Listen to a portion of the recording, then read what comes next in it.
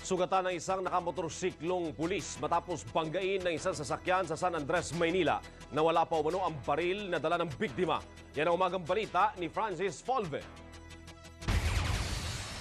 Inabutan ng news team na nakahandusay sa may stoplight sa kanto ng San Andres at Osmeña Highway si Federico Maslang. Nagtamusa ng mga sugat sa ulo.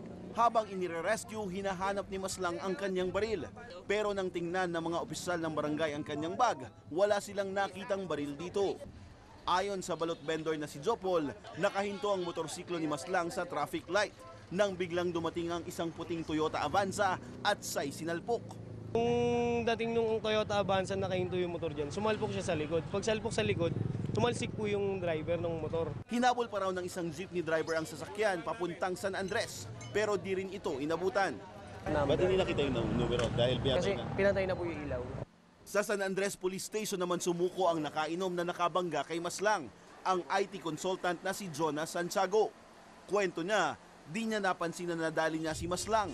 Natakot rin daw siya na mabugbog sa lugar, kaya umuwi muna siya.